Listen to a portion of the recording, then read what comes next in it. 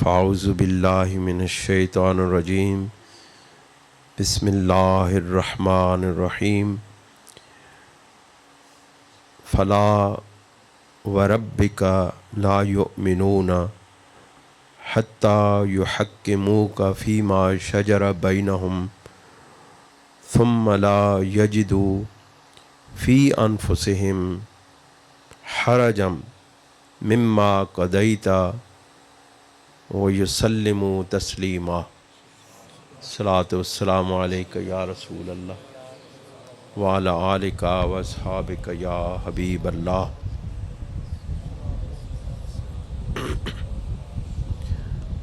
حضرات گرامی، آج کی یہ پروقار محبتوں بھری تقریب سعید جو ہم سب کے آقا و مولا حضور پر نور سید کونین صلی اللہ علیہ وآلہ وسلم کی ولادت با سعادت کی خوشی میں انعقاد پذیر ہے،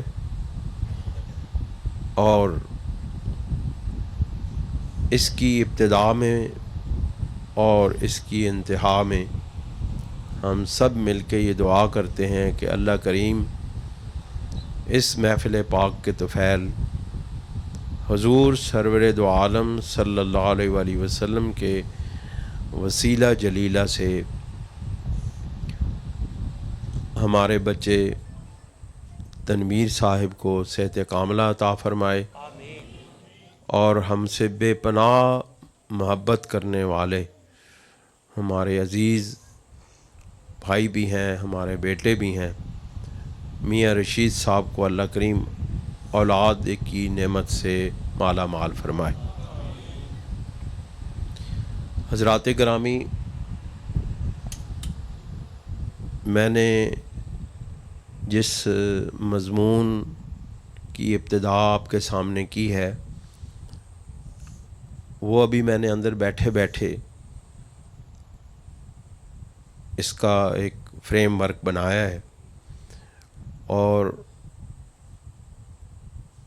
آپ یہ سمجھیں کہ میری اس گفتگو کا مرکزی نقطہ وہ ہے نبی کریم علیہ الصلوۃ والسلام کے حکم کے آنے کے بعد اس کو تسلیم کیے بغیر کوئی بھی شخص نہ تو مسلمان رہ سکتا ہے اور نہ وہ مسلمانوں کی کمیونٹی کا، مسلمانوں کے معاشرے کا کوئی حصہ بن سکتا ہے۔ اس کا مطلب ہے کہ جب اللہ اور اس کے رسول کا حکم آ جائے پھر اس کے بعد سر تسلیم خم کیا جاتا ہے۔ اور دوسری بات یہ ہے کہ یہ اللہ اور اس کے رسول کا حکم یہ ایمان اور کفر کے ساتھ ساتھ منافقت کی بھی کسوٹی ہے۔ یہ اللہ کے رسول کا حکم اس کو تسلیم کرنے کے ساتھ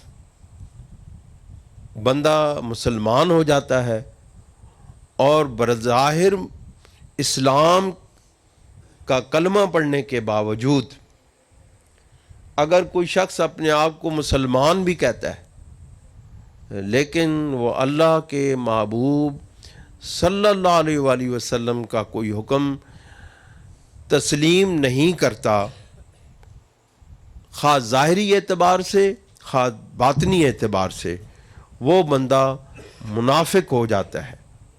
اور یاد رکھیں، منافقت کفر سے بھی بدترین فعل اور عمل ہے۔ اللہ رب العزت نے منافقوں کے لیے کہا کہ فی الدرک الاسفلین، کہ جو منافق ہوں گے وہ جہنم کی پسترین وادی میں ہوں گے، جو سب سے نچلی وادی ہے۔ آپ دیکھیں جس طرح اطاعت رسول ایک بہت بڑا مرتبہ ہے۔ کل پروفیسر شبیر صاحب نے سانگلا ہل کی سرزمین پر اطاعت رسول کو تقاضا ایمان کے موضوع پر، اطاعت رسول تقاضا ایمان کے موضوع پر ماشاءاللہ بہت اچھی گفتگو فرمائی۔ اللہ کریم کا یہ احسان ہے کہ اللہ تعالیٰ نے جماعت خدام اہل سنت کو، جس کی بنیاد میرے قبلہ عالم والد گرامی رحمۃ اللہ علیہ نے رکھی تھی، اس کو اللہ تعالیٰ نے بہت ساری صلاحیتوں والے ہیرے اور جواہرات عطا فرمائے ہیں۔ دوستو اور بزرگوں، میں نے آپ کے سامنے سورہ نساء کی آیت نمبر 65 کی تلاوت کی۔ اللہ کریم ارشاد فرماتے ہیں اپنے محبوب صلی اللہ علیہ وآلہ وسلم کو مخاطب ہو کے، فلا وربک، اور اے میرے محبوب تیرے رب کی قسم ہے۔ کتنا خوبصورت جملہ ہے۔ بندہ اللہ تعالیٰ کی محبت میں، اللہ کے محبوب کی محبت میں ڈوب جاتا ہے۔ یہ سمندر ہے محبت رسول کا۔ اللہ قسم کھا رہا ہے، اپنے محبوب کی مخاطب کر رہے ہیں اللہ رب العزت اپنے محبوب کو، اور کہہ فرما رہے ہیں اے میرے محبوب تیرے رب کی مجھے قسم ہے۔ آہا، کیوں حضرت؟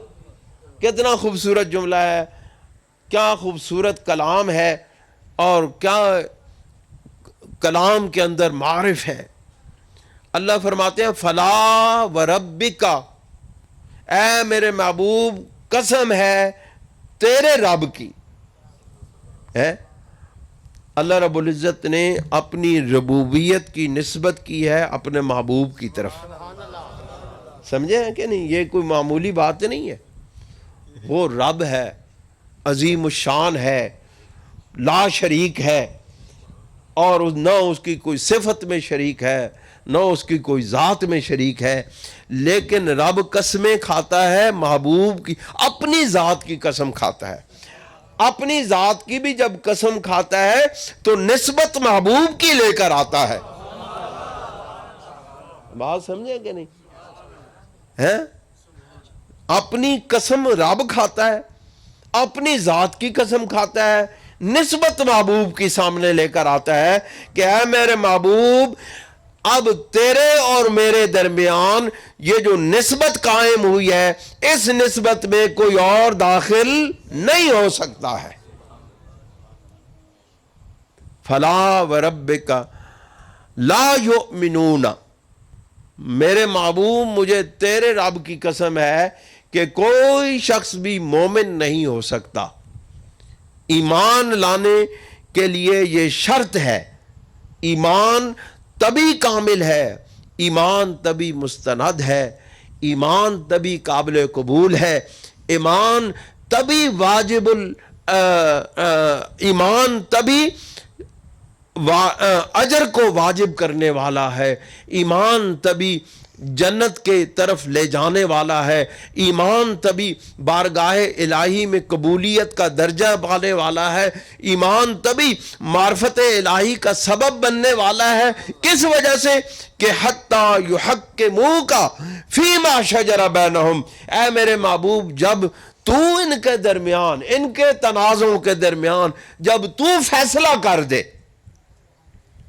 حتیٰ یحکموک، جب یہ تجھے اپنا فیصل بنا لے، اپنا حاکم بنا لے، اپنا جج بنا لے، اپنا فیصلہ کرنے والا بنا لے، فیما شجر بینہم، جو ان کے درمیان تنازعات ہیں، ثم لا یجدو، اور میرے محبوب آپ جب فیصلہ کر دیں اس بات کا، اور جب آپ اس بات کا، جب وہ اپنے درمیان تنازع لے کر آئیں اور آپ ان کے درمیان فیصلہ فرما دیں، ثم لا یجدو فی انفسہم حرجا، پھر وہ اپنے دل کے اندر ایک ذرہ کے برابر بھی کوئی شک و شبہ، کوئی اس فیصلے سے ڈائیورٹ کرنے کا، اس فیصلے سے انکار کرنے کا خیال تک بھی نہ لے کر آئیں۔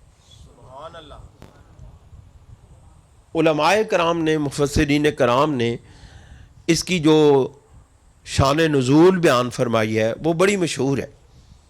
آپ کو معلوم ہے کہ ایک یہودی اور ایک مسلمان حضور نبی کریم علیہ السلام کے درمیان فیصلہ لے کر آئے۔ ایک یہودی اور ایک مسلمان ایک فیصلہ کرانے کے لیے حضور سرور دو عالم صلی اللہ علیہ وسلم کے پاس تشریف لائے۔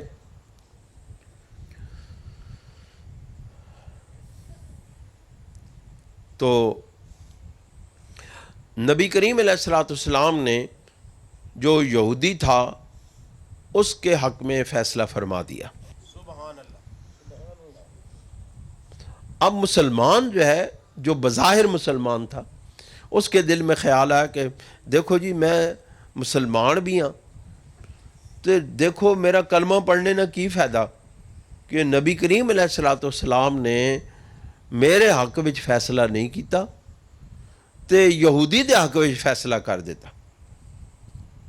اس کو کیا معلوم تھا کہ یہ وہ ہستی ہے جو اس کائنات میں نظام عدل قائم کرنے آئی ہے، جو قیامت تک یہ نظام عدل میرے محبوب کا قائم کیا ہوا قیامت تک چلے گا، اور اسی نظام عدل کی وجہ سے ہی یہ کائنات قائم ہے۔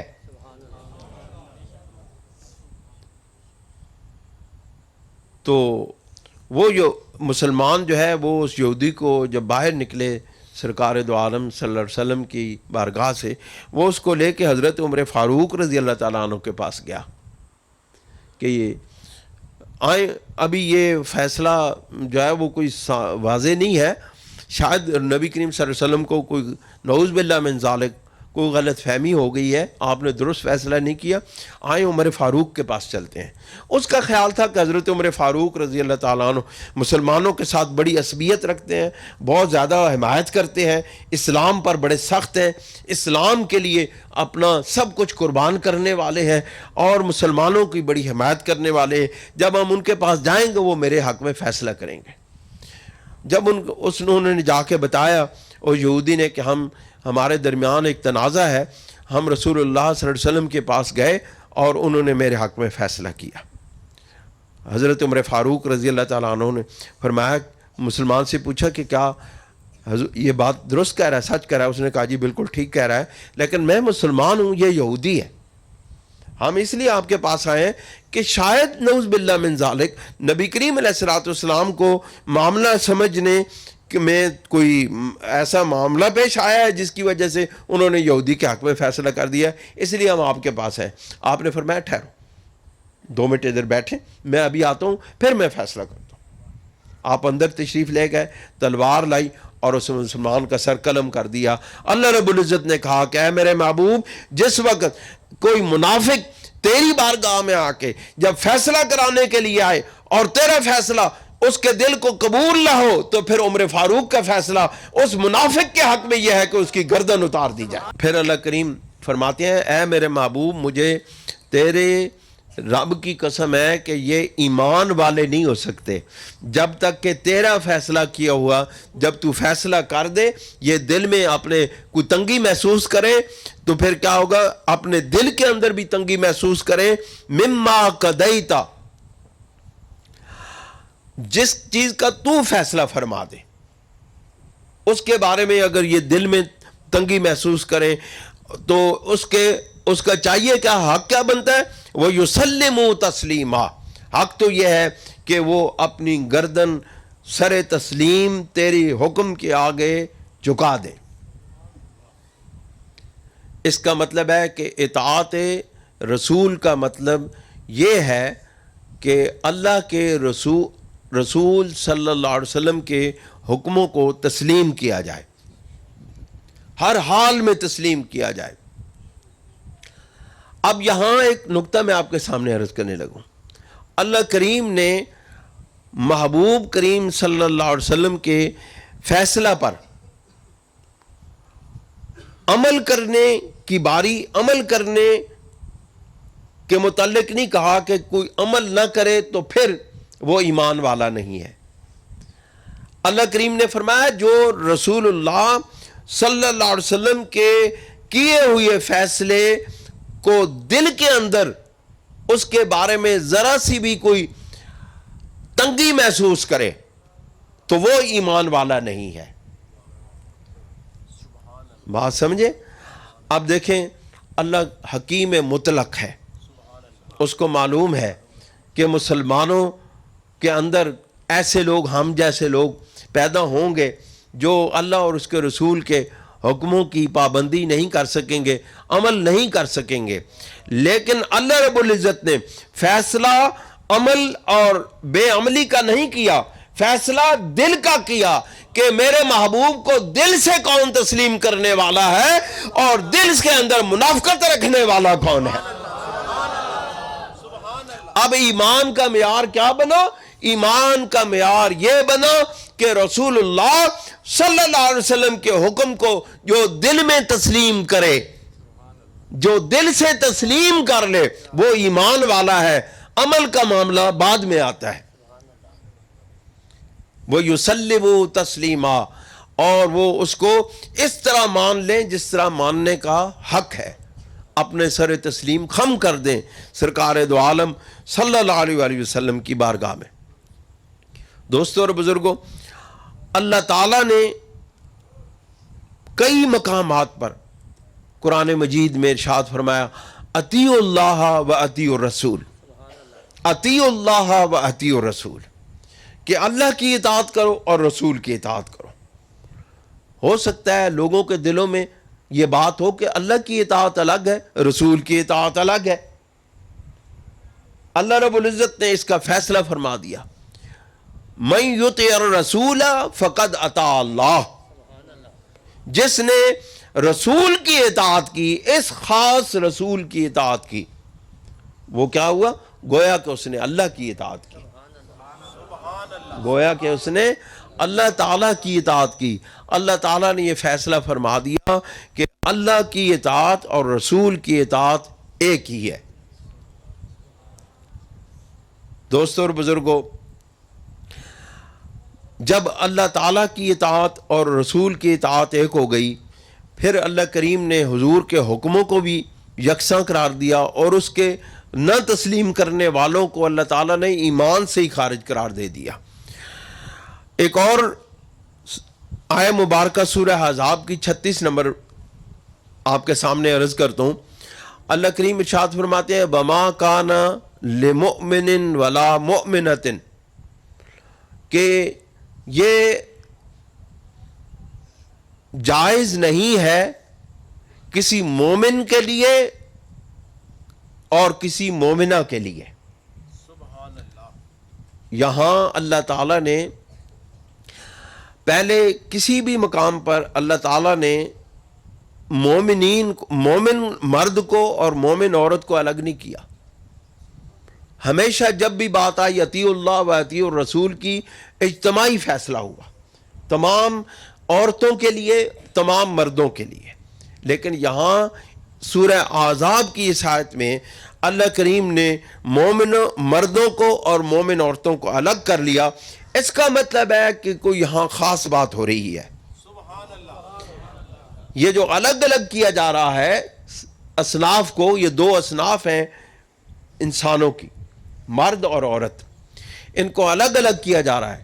اس کا مطلب ہے کہ کوئی خاص بات ہے، اور وہ خاص بات اس آیہ مبارکہ کی عمومیت سے یہی معلوم ہوتی ہے کہ اللہ رب العزت یہاں مومن عورتوں کو الگ کر کے خاص طور پر یہ بتا رہے ہیں کہ جس طرح یہ فیصلہ آنے والا جو حکم ہے، اگلی اس آیت کے اندر جو بیان کیا جانے والا حکم ہے، یہ جس طرح مومن مردوں کے لیے لازم ہے، اسی طرح مومن عورتوں کے لیے بھی لازم ہے. وَمَا كَانَ لِمُؤْمِنٍ وَلَا مُؤْمِنَةٍ، جائز نہیں ہے مومن کسی بھی مومن مرد کے لیے اور کسی بھی مومن عورت کے لیے اذا قضى اللہ ورسولہ، کہ جب اللہ اور اس کا رسول کوئی فیصلہ فرما دیں. اللہ اور اس کے رسول کوئی فیصلہ فرما دیں، جب دونوں اللہ تعالیٰ بھی اور اس کے محبوب صلی اللہ علیہ وسلم بھی جب کسی بھی معاملے پر کوئی فیصلہ کر دیں، کیوں بھائی فیصلہ کر دیں ٹھیک ہو جائے، پھر اللہ کا فیصلہ اور رسول کا فیصلہ ایک ہو جاتا ہے۔ اللہ تعالیٰ کا فیصلہ اور رسول کا فیصلہ، اس کا یہ مطلب ہے کہ اللہ کا کیا ہوا فیصلہ رسول کا فیصلہ ہے، اور رسول کا کیا ہوا فیصلہ اللہ کا فیصلہ ہے، کیونکہ وَمَا يَنْطِقُ عَنِ الْهَوَىٰ إِنْ هُوَ إِلَّا وَحْيٌ يُوحَىٰ، یہ تو محبوب وہ محبوب ہیں جو اللہ تعالیٰ کے حکم کے بغیر کوئی بات اپنی زبان سے نکالتے ہی نہیں ہیں۔ یہ دونوں ہستیوں کے فیصلے ایک ہی ہیں۔ آپ دیکھیں نا، جتنے بھی احکامات مسلمانوں کو ملے ہیں قرآن کی صورت میں، حدیث پاک کی صورت میں، دونوں احکامات ہمیں کہاں سے ملے؟ سبحان اللہ، نبی کریم علیہ الصلوۃ والسلام سے ملے۔ اللہ نے وہ احکامات جو اپنی نسبت کے ساتھ قرآن مجید میں نازل فرمائے وہ بھی ہمیں رسول اللہ صلی اللہ علیہ وسلم سے ملے، اور جو رسول کریم صلی اللہ علیہ وسلم نے جو احکامات اپنی ذات کی نسبت سے بیان فرمائے وہ بھی گویا کہ اللہ کے احکامات رسول اللہ صلی اللہ علیہ وسلم نے بیان کیے۔ ہم نے جس طرح اللہ کے حکموں کے سامنے اپنی گردن جھکا دی، اسی طرح رسول اللہ صلی اللہ علیہ وسلم کے حکموں کے سامنے اپنا سر تسلیم خم کر دیا۔ یہ نہیں کہ اللہ کا حکم آیا تو مان لیا، رسول اللہ کا حکم آیا تو جی دیکھیں گے قابل قبول ہے کہ نہیں، نعوذ باللہ من ذالک، نہیں، اللہ کا حکم آیا تب بھی مان لیا، رسول اللہ نے اپنی طرف سے کوئی حکم دیا تب بھی مان لیا، اور تسلیم کرنا ہی شیوہ اہل ایمان ہے، اہل ایمان کی روش ہے، اہل ایمان کا طریقہ یہی ہے کہ اللہ اور اس کے رسول کے حکموں کے سامنے اپنے سر کو جھکا دیا جائے اور ان کے حکموں کی تابع فرمانی کی جائے۔ فرمایا اذا قضى اللہ ورسولہ، اور جب اللہ اور اس کا رسول جب کوئی فیصلہ فرما دے، امرن فیصلہ فرما دے، حکم نافذ کر دیں، ان یکون لہم الخیرۃ من امرہم، کہ یہ مومنوں کے لیے، مومن مردوں کے لیے اور مومن عورتوں کے لیے یہ جائز نہیں ہے کہ جب اللہ اور اس کے رسول کو حکم جاری فرما دے، ان یکون لہم الخیرۃ، ان کے دل کے اندر کوئی وہ چیز بے چینی پیدا کر دے، ان کا دل تنگ ہو جائے، من امرہم، ان کے امر سے، ومن یعص اللہ ورسولہ، اور جو اللہ اور اس کے رسول کی نافرمانی کرے، فقد ضل ضلالا مبینا۔ دوستوں اور بزرگوں، جس طرح اللہ تعالیٰ نے اپنے اور اپنے محبوب کے حکموں کی تابع فرمانی اور اطاعت کا حکم دیا ہے، اس طرح اللہ رب العزت نے اپنے اور اپنے محبوب کی نافرمانیوں سے روکا بھی ہے واضح طور پہ۔ صرف یہ نہیں کہہ دیا کہ اللہ نے حکم دے دیا بندوں نے مان لیا، رسول اللہ صلی اللہ علیہ وسلم نے حکم دے دیا بندوں نے مان لیا، کسی نے مان لیا کسی نے نہیں مانا، کسی نے انکار کر دیا کسی نے تسلیم کر لیا، نہیں۔ اللہ تعالیٰ نے فرمایا اب حکم کے دیے جانے کے بعد حکم کے نفاذ کا معاملہ ہے۔ کس بات کا؟ حکم کے نفاذ کا معاملہ ہے، کیونکہ حکم اگر دے دیا جائے اور اس کا نفاذ نہ کیا جائے تو دنیا میں کوئی قانون قابل اعتبار نہیں ہے۔ دنیا کا کوئی قانون، پوری دنیا میں دیکھ لیں، بے شک پوری اتنی بڑی بڑی قانون کی کتابیں لکھ کے رکھ دی جائیں اور انبار لگا دیے جائے قوانین بنا کے، اور ان قوانین کو نافذ نہ کیا جائے تو اس قانون کا کوئی اعتبار نہیں ہے۔ یہ دنیا کے لحاظ سے بھی دیکھیں، دنیا کے اندر جتنے بھی نظام ہیں، خواہ وہ یہودیوں کے ہیں، خواہ وہ عیسائیوں کے ہیں، خواہ وہ مجوسیوں کے ہیں، جس نے بھی کوئی اپنا نظام قائم کیا ہوا ہے، خواہ مولدین کے ہیں، یہ سوشلسٹوں کے ہیں، کمیونسٹوں کے ہیں، ان لوگوں نے بھی اپنے جو قوانین بنائے ہیں ان قوانین کو صرف بنایا نہیں ہے، ان قوانین کو نافذ بھی کیا ہے۔ اور جس طرح قانون کو بنا لینے کے بعد قانون کا نفاذ کرنا لازم ہے، اس طرح قانون کا انکار کرنے والوں کے لیے سزا بھی لازم ہے۔ جانے پہ ہونے نا ہوں تو کیمرے لگ گئے، جڑا بندہ قانون دی خلاف ورزی کرتا ہے وہ چلان ہو جاتا ہے۔ چلان ہوتا ہے کہ نہیں؟ تو وہ کیا ہے؟ چلان کیا ہے؟ سزا ہے قانون کی خلاف ورزی۔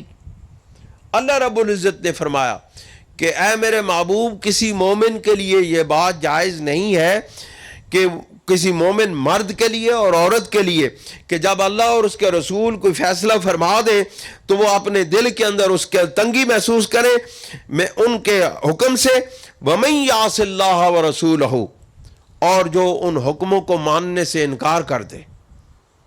دیکھیں نا، ایک حکم کو ماننا ہے، اس پر عمل کرنا ہے، عمل ہو سکتا ہے نہیں ہو سکتا ہے، لیکن انکار کرنا اس سے بھی بڑا جرم ہے۔ کسی کی حکم کو، اللہ اور اس کے رسول کے حکم کا انکار کرنا اس سے بھی بڑا جرم ہے۔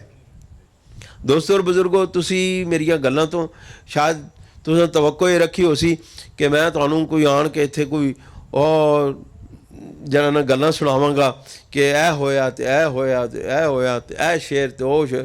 میرے کو وہ گل نہیں، میں آپ کو آپ کی آخرت کے لیے، آپ کی قبر کے لیے، آپ کی رب کی بارگاہ میں پیشی کے لیے، آپ کے وہ جو سامان ہے میدان حشر کے لیے، وہ میں آپ کے سامنے رکھنا چاہتا ہوں۔ آپ کو میں آپ کی آخرت یاد دلانا چاہتا ہوں، آپ کی آخرت کو بہتر بنانے کی تمنا لے کر آیا ہوں۔ اب آخرت کی ضمانت کیا ہے؟ آخرت میں کامیابی کی ضمانت کیا ہے؟ اللہ اور اس کے رسول کے حکموں کی تابع فرمانی، یہ اس دنیا کے اندر بھی ضمانت ہے کامیابی کی، فلاح کی، اور آخرت کے اندر بھی رب کی بارگاہ میں خوش روح ہو کے کھڑے ہونے کی ضمانت ہے رسول اللہ کے حکموں کی تابع فرمانی۔ آپ ذرا تصور کریں، ہم نے جب اللہ اور اس کے رسول کے حکموں کی تابع فرمانی کی ہوگی، اللہ کے حکموں کو مانا ہوگا، اپنا سر جھکایا ہوگا، جب ہم قبر میں جائیں گے، جانا ہے نا، سب نے جانا ہے، ہم نے جانا ہے، ہمارے بزرگ چلے گئے، انبیاء چلے گئے، صالحین چلے گئے، مومنین چلے گئے، اور متقین چلے گئے، پرہیزگار چلے گئے، اصحاب چلے گئے، اہل بیت چلے گئے، سب چلے گئے، ہم نے بھی چلے جانا ہے۔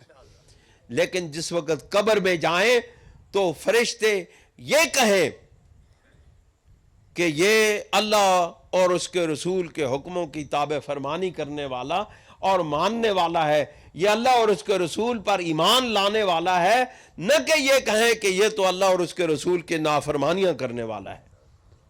دوستو، ہم کس منہ سے بارگاہ الہی میں پیش ہوں گے؟ ہم رسول اللہ صلی اللہ علیہ وآلہ وسلم کے سامنے کس منہ سے پیش ہوں گے؟ روز محشر عذر ہائے من پذیر۔ حضرت علامہ صاحب فرماتے ہیں کہ جب میں اللہ تعالیٰ کی بارگاہ میں کھڑا ہوں گا تو اے میرے رب، جس وقت میرے عذر پیش کیے جائیں گے تو میرے محبوب صلی اللہ علیہ وسلم کے سامنے میری حساب کتاب نہ لیا جائے، کیونکہ میں اپنے محبوب کے سامنے پھر شرمندہ ہو جاؤں گا۔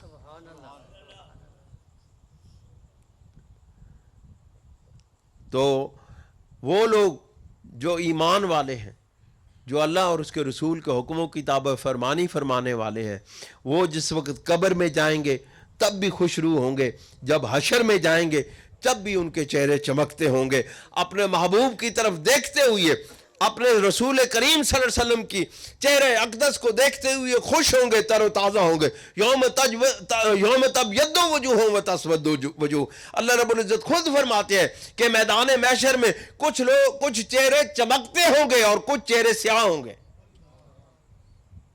چمکتے ہوئے چہرے کون سے ہوں گے؟ یہ چہرے جو آج بھی محبت رسول سے چمک رہے ہیں۔ یہ چہرے قبر میں بھی چمکتے ہوں گے، حشر میں بھی چمکتے ہوں گے۔ کیوں؟ ان کی پیشانیوں پر، آپ لوگوں کی پیشانیوں پر رسول اللہ کی محبت کے آثار نظر آ رہے ہیں۔ آپ وہ لوگ خوش نصیب ہیں جو رسول کریم صلی اللہ علیہ وسلم سے محبت فرماتے ہیں، محبت کرتے ہیں، حتی المقدور تابع فرمانی کرتے ہیں، تو پھر آج بھی اگر آپ کے چہروں پر دیکھا جائے تو نور چمکتا ہے، رسول اللہ کی محبت کا نور چمکتا ہے، فیضان مصطفیٰ آپ کے چہروں سے نظر آتا ہے، تو پھر کیا ہے یہ سب محبت رسول کا یہ جو شمع ہے، یہ آپ قبر میں بھی لے کے جائیں گے، حشر میں بھی لے کے جائیں گے۔ من یعص اللہ ورسولہ فقد ضل ضلالا بعیدا۔ اللہ رب العزت نے فرما دیا کہ جو رسول اللہ صلی اللہ علیہ وسلم سے اللہ اور اس کے رسول کی نافرمانی کرتے ہیں، فقط ضل ضلالا بعیدا، وہ بڑی دور کی گمراہی میں جا پڑے ہیں۔ اور جو بندہ دور کی گمراہی میں جا پڑے، پھر اللہ تعالیٰ کی رحمت اس کے دامن، اللہ تعالیٰ کی رحمت کا دامن کرم پھر اس کے کام نہیں آتا، پھر اللہ کریم اس کو وادی جو ہے نا اس کو بھٹکتا ہوا چھوڑ دیتا ہے، اندھیروں میں اب وہ ہاتھ پیر مارتا ہے، کبھی ادھر جاتا ہے، کبھی ادھر جاتا ہے، کبھی ادھر جاتا ہے، لیکن سرا ہاتھ نہیں آتا، حق کا سرا ہاتھ نہیں آتا۔ حق کا سرا کسی طرح کام آتا ہے، حق کس طرح ہاتھ میں آتا ہے؟ جب اللہ اور اس کے رسول کا دامن ہاتھ میں ہو، جب رسول اللہ صلی اللہ علیہ وسلم کا دامن کرم ہاتھ سے چھوٹ جاتا ہے تو پھر کیا ہوتا ہے؟ پھر بندہ ساری دنیا کے سہارے ڈھونڈتا پھرے، اس کو کوئی سہارا نہیں ملتا، کیونکہ سب سہاروں کا سہارا ہمارا نبی۔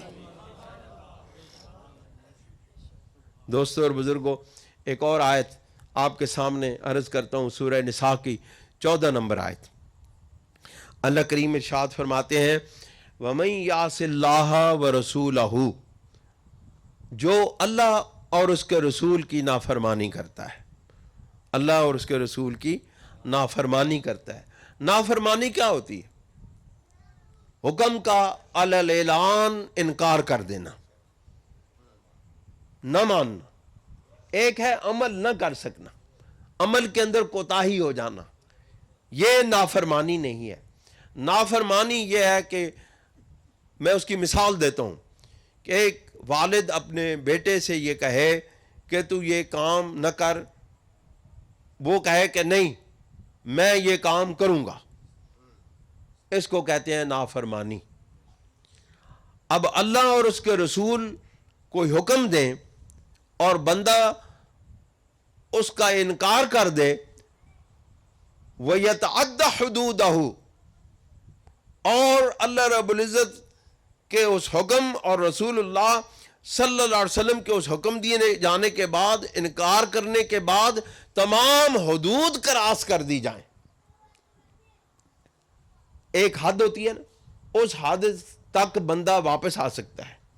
کوئی نافرمانی بھی کرتا ہے نا، تو اللہ تعالیٰ نے اب یہاں پہ پہلے فرما دیا کوئی بھی شخص نافرمانی کرے گا تو وہ بڑی گمراہی میں، دور کی گمراہی میں چلے جائے گا۔ اب اللہ رب العزت نے یہاں فرما دیا کہ جو اللہ اور اس کے رسول کی نافرمانی کرتا ہے اور اس نافرمانی کے اندر وہ حدیں جہنم میں داخل کیا جائے گا، صرف جہنم میں داخل نہیں کیا جائے گا، خالداً فیہا، وہ ہمیشہ ہمیشہ کے لیے اس میں رہے گا۔ اس کا مطلب ہے کہ اللہ اور اس کے رسول کے حکموں کی نافرمانی کرنے والا کبھی بھی جہنم سے آزاد نہیں ہو سکتا۔ موجودہ دور میں ہمارے بہت سارے جدید مفکرین کرام اور اسلام کو اپنے خیالات اور تصورات کا جدید لباس پہنانے والے کچھ لوگ ہیں جو ہمارے کالجز اور یونیورسٹیز کے طلباء کو اور جدید فکر کے لوگوں کو، یا اپنے آپ کو جدید فکر کا حامل کہنے والے لوگوں کو مزید گمراہ کر رہے ہیں۔ ان میں ایک بہت بڑا نام جاوید غامدی صاحب کا ہے۔ جاوید غامدی صاحب کی فکر یہ ہے کہ اگر مسلمان جو ہے یا کوئی بھی شخص دنیا کے اندر، کوئی بھی شخص کسی بھی مذہب سے تعلق رکھنے والا، وہ جہنم میں چلے جائیں گے، اور جہنم میں ان کو ایک خاص حد سے تک رکھ کر ان کے گناہ کے اس معاملے میں رکھ کے پھر اس آگ سے ان کو پاک کر دیا جائے گا، ان کے گناہوں کی سزا دے دی جائے گی۔ ان کی فکر یہ ہے، اور وہ لوگوں کو یہ گمراہی دیتے ہیں کہ کسی بھی جرم کی سزا ہمیشہ ہمیشہ کے لیے نہیں ہے۔ قتل کی سزا جس طرح وہ دنیا کے قوانین پر قیاس کرتے ہیں، جس طرح قتل کی سزا ایک خاص حد تک ہے، جس طرح چوری کی سزا ایک خاص حد تک ہے، وہ ہمیشہ ہمیشہ کے لیے نہیں ہے.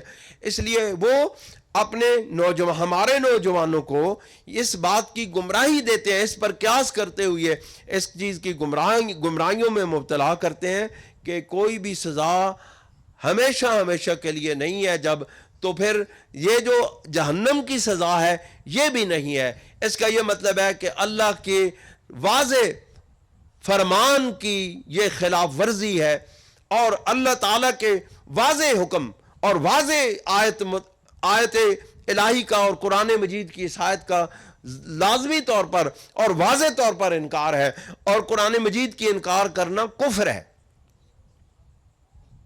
سمجھے بات کہ نہیں؟ کیوں جی؟ تو جو کون غامدی صاحب نو سننا ہے جی؟ دسو کوئی بندہ ہے سوشل میڈیا؟ کوئی بندہ نہیں سننا؟ کوئی نہ کوئی تو سننا اسے. جی پروپیگنڈے آتے ہیں. وہ یہی پروپیگنڈا، وہ اللہ تعالیٰ کے حکموں کو دنیا کے قوانین پر قیاس کرتے ہیں اور الحاد کے اندر اضافہ کرتے ہیں، مریدین میں اضافہ کرتے ہیں. دیکھیں دوستو، جب اللہ تعالیٰ نے فرما دیا کہ وَيُدْخِلُ نَارًا خَالِدًا فِيهَا، کہ جو اللہ اور اس کے رسول کے حکموں کی نافرمانی کرتے ہوئے حدیں کراس کر جاتا ہے، حدیں توڑ دیتا ہے، تو وہ ہمیشہ ہمیشہ کے لیے جہنم میں داخل ہوگا. وَلَهُ عَذَابٌ مُّهِينٌ، اور اس کے لیے دردناک عذاب ہوگا. کیا صرف آگ کے اندر ہم ہاتھ ڈالیں تو کتنی دیر تک رکھ سکتے ہیں؟ کیا صرف آگ میں ڈالا جانا عذاب نہیں ہے؟ بہت بڑا عذاب ہے. لیکن اللہ تعالیٰ اس کے اندر مزید اللہ تعالیٰ کے محبوب کے حکموں کی نافرمانی کرنے والوں کے لیے اللہ تعالیٰ اس کے اندر شدت پیدا کرتے ہوئے ارشاد فرما رہے ہیں کہ ان کا اللہ رب العزت ان کو اللہ کے محبوب کی نافرمانی کرنے والوں کو اللہ تعالیٰ شدید ترین عذاب دیں گے. لیکن دوستو، یہ تو باتیں ہو گئی سزا کی. اللہ تعالیٰ نے صرف اللہ اور اس کے رسول کے حکموں کی فرما برداری کرنے والوں اور نافرمانی کرنے والوں کے درمیان فرق نہیں رکھا، بلکہ اللہ تعالیٰ نے جہاں نافرمانی کرنے والوں کی سزا بیان کی ہے وہاں اطاعت گزاروں کا درجہ بھی بیان کیا ہے. یہاں صرف یہ اس بات کو اگر پھیلائیں کہ اللہ تعالیٰ کے اور اس کے محبوب صلی اللہ علیہ وسلم کے حکموں کی تابع فرمانی کرنے والوں کے درجات کتنے بلند ہیں تو بہت زیادہ وقت چاہیے. میں صرف ایک آیہ مبارکہ آپ کے سامنے رکھتا ہوں. اللہ کریم ارشاد فرماتے ہیں سورہ آل عمران کی 132 نمبر آیت، وَأَطِيعُوا اللَّهَ وَالرَّسُولَ، اللہ اور اس کے رسول کی اطاعت کرو. یہاں اللہ تعالیٰ نے اطیعوا اللہ و اطیعوا رسول واو عاطفہ کے ساتھ الگ نہیں کیا. اللہ تعالیٰ نے یہاں ملا دیا ہے اللہ اور اس کے رسول کی اطاعت کو. اطیعوا اللہ والرسول، اللہ اور اس کے رسول کی اطاعت کرو. کس لیے؟ لعلکم ترحمون، تاکہ تم پر رحم کر دیا جائے. اب جہاں نافرمانی کرنے والوں کی سزا ہے وہاں اللہ رب العزت فرماتے ہیں اے ایمان والو، اے میرے محبوب کی اطاعت کرنے والو، اے میرے اور میرے محبوب کی اطاعت کو ایک سمجھنے والو، اور اے میرے محبوب اور میرے محبوب کی تابع فرمانی کرنے والو، میرے محبوب کی حکموں کی تابع فرمانی کرنے والو، میرے محبوب کی سنتوں کے مطابق اپنی زندگیاں گزارنے والو، سن لو، یہ اطاعت بلا مقصد نہیں ہے، یہ اطاعت فضول قسم کی نہیں ہے، یہ اطاعت ایسے نہیں ہے کہ بس کہہ دیا عمل کرو، اللہ اور اس کے رسول کے حکموں کی فرمانی کرو تو بس ٹھیک ہے تمہارا کام یہ ہے، اللہ نے حکم دے دیا تمہارا کام ہے حکموں کی تعمیل کرنا. اللہ رب العزت فرماتے ہیں نہیں ایسی بات نہیں ہے، بلکہ یہ اس لیے حکم دیا جا رہا ہے اللہ اور اس کے رسول کے تابع فرمانی کرنے کی، اطاعت کرنے کی، تاکہ تم پر رحم کر دیا جائے. دوستو اور بزرگوں، اللہ اور اس کے رسول کی اطاعت کا مقصد وحید یہ ہے، ایک ہی مقصد ہے کہ تاکہ مومنین مسلمان مرد اور عورتیں اللہ اور اس کے رسول کی تابع فرمانی کرتے ہوئے کامیابیوں کی منازل طے کریں۔ اور یاد رکھیں، اللہ اور اس کے رسول کی تابع فرمانی اطاعت نہ صرف دنیا کے اندر کامیابی ہے بلکہ آخرت کے اندر بھی کامیابی کی ضمانت ہے۔ نہ صرف آخرت کے اندر کامیابی کی ضمانت ہے بلکہ دنیا کے اندر بھی کامیابی کی ضمانت ہے۔ اللہ تعالی ہمیں اپنے محبوب صلی اللہ علیہ وآلہ وسلم کی اطاعت، آپ علیہ الصلوۃ والسلام کی سچی تابع فرمانی اور آپ کی سنت کے مطابق زندگی گزارنے کی توفیق عطا فرمائے۔ وآخر دعوانا ان الحمد للہ رب العالمین۔